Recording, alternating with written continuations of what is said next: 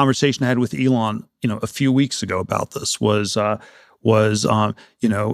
said, we're going to have 1 billion humanoid robots in the U.S. in 10 years. And I said, well, if that's true, you don't need to worry about the budget deficits because we're going to have so much growth. The growth will take care of this. And then, he's still worried about the budget deficits. And then this doesn't prove that he doesn't believe in the billion robots, but it suggests that, maybe he hasn't thought it through, or that he doesn't think it's going to be as transformative economically, right, or that there are big error bars around it.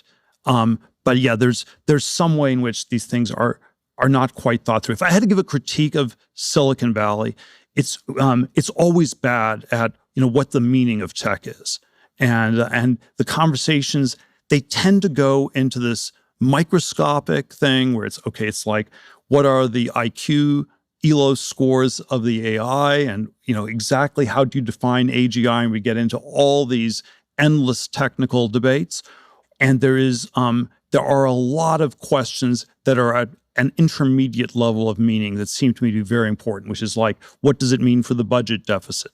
What does it mean for the economy? What does it mean for geopolitics?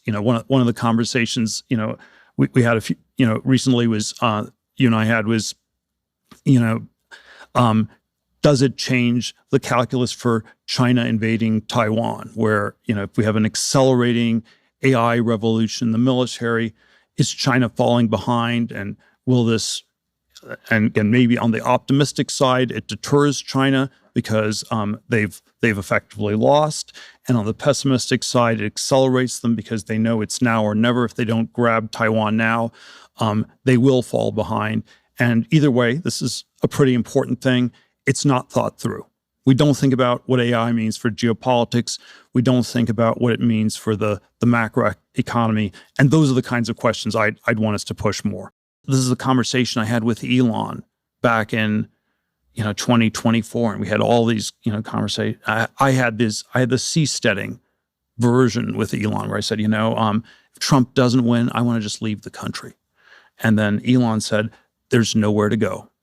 There's nowhere to go. This is the only place. And then, you always think of the right arguments to make later. And it was about 2 hours after we had dinner and I was home that I thought of, wow, Elon, you don't believe in going to Mars anymore. 2024 is the year where Elon stopped believing in Mars, not as a silly science tech project, but as a political project. Mars was supposed to be a political project. It was building an alternative. And in 2024, Elon came to believe that if you went to Mars, the socialist US government, the woke AI, it would follow you to Mars.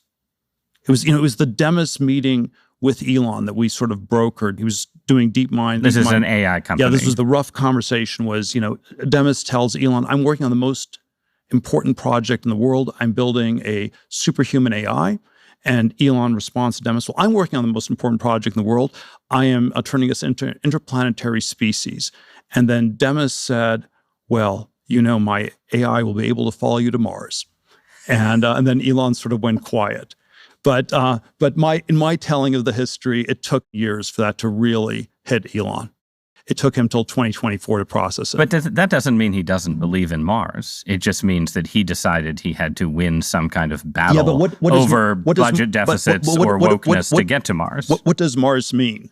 Is it and again, it's... What does Mars mean? Well, is it just a scientific project, or is it, I don't know, is it like Heinlein, a vision of a new society. Yeah, Heinlein, populated by many libertarian people paradise descended or something like from this. Elon Musk.